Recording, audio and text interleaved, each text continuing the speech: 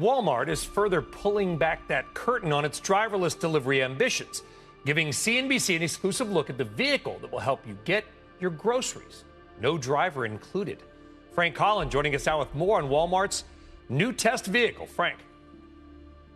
Hey, good morning to you, Brian. You know, Walmart had $208 billion in grocery sales last year and is now looking to gain market share by using fully autonomous, driverless trucks to move online grocery orders. Walmart partnered with Gatik, a startup focused on middle mile for B2B trucking. Take a look. These are gas-powered trucks. They operate 12 hours every day. They get loaded at warehouses that are called dark stores. Then they travel to Walmart's neighborhood market locations. They get unloaded, and then they go back for a 7-mile round trip.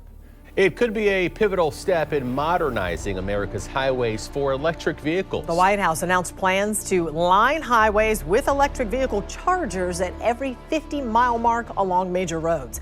Tonight, we're finding out who all this will play out in the state of Florida, and we're speaking with a Florida utility company who already started building electric infrastructure of their own. It is here, folks. It is here. You can play dumb and deny it all day, but it is here. I'm talking about self-driving trucks, and they are coming for commercial drivers' jobs. What's up, guys? I'm 6-Star Driver, back with another video. I hate to be the bearer of bad news, at least to drivers, but you are officially on notice. If you pay close attention to all the current events and news, you will see exactly where the transportation industry is heading. Please don't shoot the messenger or come for me. I'm just giving you guys a heads up so you can make all the necessary adjustments so you don't get left behind.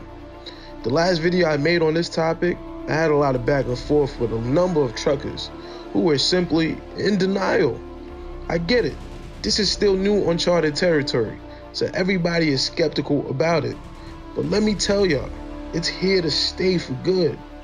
Billions of taxpayer dollars are being invested into this technology, so I don't think they're playing around.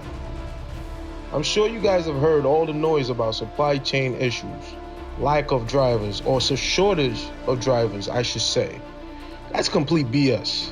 There is no driver shortage, at least from what I can see.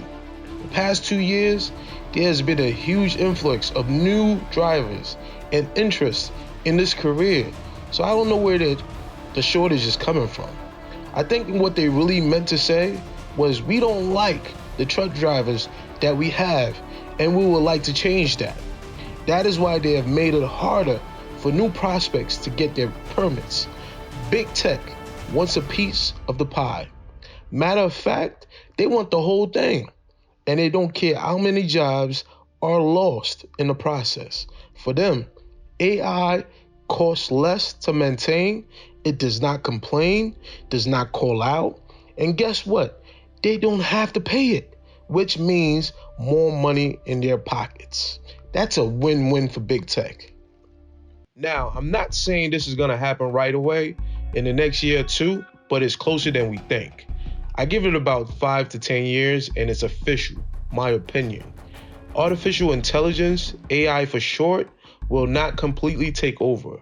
There are still jobs that require human touch, but if you are just average or below, you are not safe. My advice for everyone out there is to do your job as best as you can so you stand out from the pack.